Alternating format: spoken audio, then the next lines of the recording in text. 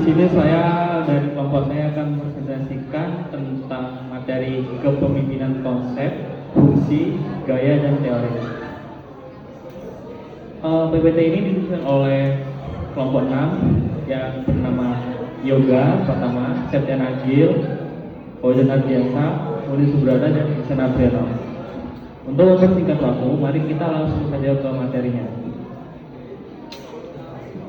Materi pertama yaitu latar belakang dan urgensi kepemimpinan di era modern. Kepemimpinan adalah proses mempengaruhi orang lain untuk mencapai tujuan bersama. Pemimpin memegang peran penting dalam organisasi, terutama dalam mengarahkan, memotivasi, dan membangun budaya kerja. Organisasi membutuhkan pemimpin sebagai penggerak dalam pencapaian tujuan. Era globalisasi menuntut pemimpin yang adaptif dan mampu mengelola perubahan. Pemimpin harus mampu memobilisasi tim, menciptakan visi, dan menjaga hubungan kerja yang harmonis. Selanjutnya akan dijelaskan oleh teman saya, Ihsan.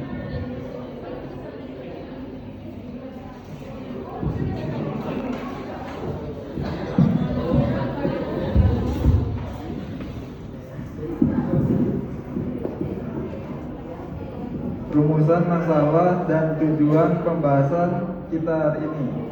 Rumusan masalah. Apa definisi kepemimpinan menurut para ahli? Apa fungsi dan peran pemimpin dalam organisasi? Apa saja gaya kepemimpinan? Bagaimana teori-teori kepemimpinan berkembang? Apa tugas utama seorang pemimpin? Definisi kepemimpinan menurut ahli esensi pengaruh sosial. Yang pertama yaitu memengaruhi orang untuk bekerja sama dalam mencapai tujuan. Yang kedua, mengangkat visi dan kinerja seorang ke tingkat yang lebih tinggi. Yang ketiga, proses memengaruhi aktivitas kelompok untuk mencapai tujuan. Kepemimpinan adalah proses pengaruh sosial yang disengaja, di mana seorang individu membimbing, memotivasi, dan mengarahkan orang lain untuk mencapai tujuan bersama dalam suatu organisasi atau kelompok. Fungsi kepemimpinan dari arahan hingga pengendalian. Yang pertama, instruktif, memberikan arahan dan pedoman yang jelas kepada bawahan. Konsultatif, membangun komunikasi dua arah, mendengarkan masukan dan berdiskusi dengan tim.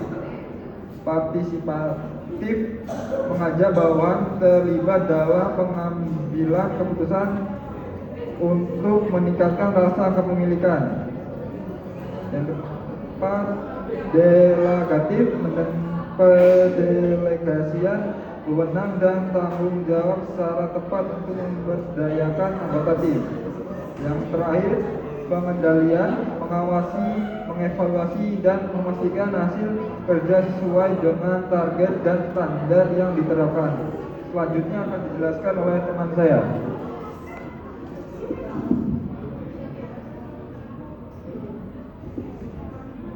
Peran pemimpin Winsberg, interpersonal, informasional, desisional.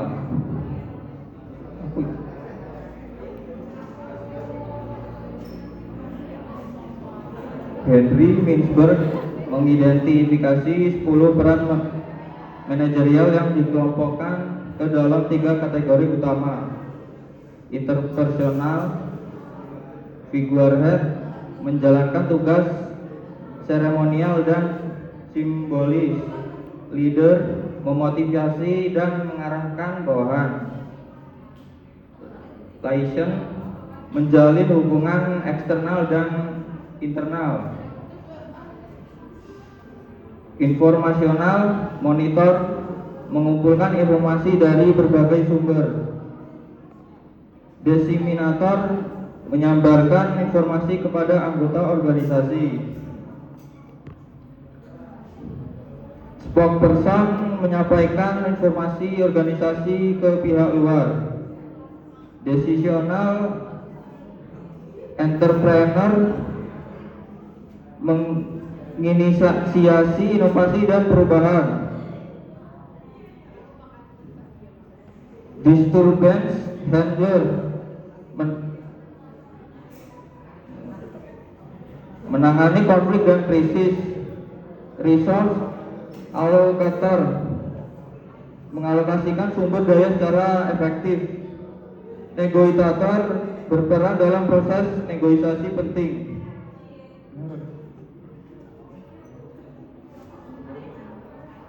Gaya-gaya kepemimpinan, memilih pendekatan yang tepat. Pemimpin dapat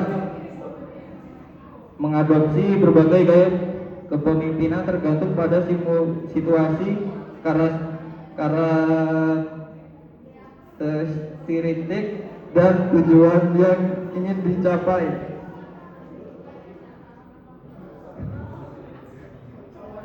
Otokratis, keputusan tunggal oleh pemimpin, efektif dalam situasi darurat.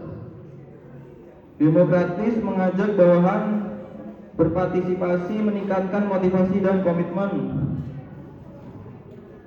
Laissez-faire, memberikan kebebasan penuh kepada bawahan, efektif bagi tim ahli dan mandiri.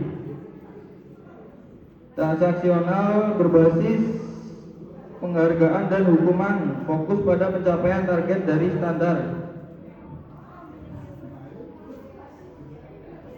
Transformasional, menginspirasi dan mengubah perilaku anggota tim, fokus pada visi jangka panjang dan pengembangan. Oke, selanjutnya akan dilanjutkan oleh Yoga. Teori-teori kepemimpinan, evolusi pemahaman kita, pendekatan Craig, fokus pada sifat bawahan pemimpin, kecerdasan, karisma, integritas. Kelemahan, tidak ada sifat universal yang menjamin efektivitas. Yang kedua yaitu pendekatan behavioral, yaitu fokus pada apa yang dilakukan pemimpin. Orientasi tugas, mengatur pekerjaan dan orientasi hubungan, membina hubungan baik pemimpin efektif biasa tinggi dalam kedua orientasi. Yang ketiga adalah pendekatan situasional, yaitu adalah tidak ada gaya pemimpin terbaik untuk semua situasi. Model Fielder, gaya pemimpin tergantung situasi, versi, dan pemimpin harus fleksibel menyesuaikan kemuatan bawahan. Tugas utama pemimpin modern, visi, kinerja, dan SDM. Pemimpin di era modern memiliki tanggung jawab yang luas, mencakup penetapan arah strategi, pengelolaan operasional, dan pengembangan sumber daya manusia. Yang ke-1, visi dan strategi. Merumuskan visi dan arah organisasi yang jelas. 2, membangun budaya organisasi yang positif dan produktif. Yang ketiga, membangun keputusan strategi untuk jangka panjang. Yang kedua adalah kinerja dan operasional. 1, melakukan perencanaan dan pengurasian kinerja. Yang kedua, mengalokasikan sumber daya secara efektif dan efisien. Yang ketiga, melakukan pengawasan dan evaluasi kinerja tim secara berkala. Yang ketiga adalah pengelolaan SDM. Yang satu, memberikan motivasi dan inspirasi kepada anggota tim. Yang kedua, melakukan pelatihan dan pengembangan keterampilan. Yang ketiga adalah membangun tim yang solid dan menyelesaikan konflik internal. Kesimpulan dan saran. Adaptabilitas adalah kunci pemimpin masa depan. Kesimpulannya, kepemimpinan adalah proses dinamis dalam mempengaruhi orang lain. Pemimpin memiliki peran multidimensional, mulai dari interpersonal hingga pengambilan keputusan. Tidak ada gaya kepemimpinan tunggal yang paling efektif. Pemimpin yang mampu beradaptasi dengan kondisi dan kebutuhan tim. Saran, pemimpin disarankan mengembangkan fleksibilitas gaya kepemimpinan untuk berbagai situasi. Organisasi perlu meningkatkan program pengembangan pemimpin yang berkomprehensif. Pemimpin harus terus belajar menghadapi tantangan baru seperti remote work dan keberagaman tim. Baik, itu tadi penjelasan dari kami. Kami membuka pertanyaan bagi teman-teman semua. Yang ingin bertanya silakan. Kita buka 2 pertanyaan.